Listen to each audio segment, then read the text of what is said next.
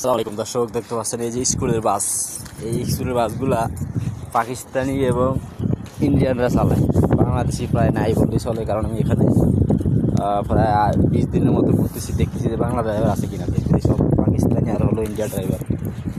মানে আমাদের বাংলাদেশের লোকগুলো বেশিরভাগ আসে লেবারি বিষয়, মানে যেটা আমরা বদলা কামলা বলি, এই লেবারি করতে আসে এই দেশে। যার কারণে বিভিন্ন সমস্যায় পড়ে, বেতন দেয় না, কোম্পানির কাজ থাকে না, এই সেই নানান ঝামেলা।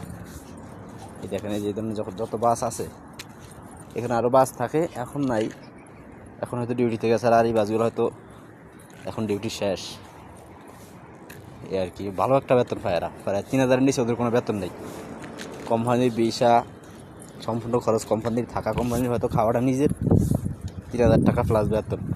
আর আমরা বাংলাদেশের এই দেশে আসি বদলা দিতে, 1200 টাকা 1300 টাকা বেতনের, তাও বেতন পাই না, এই পাই না সেই পাই না, নানান যায় ঝামেলা।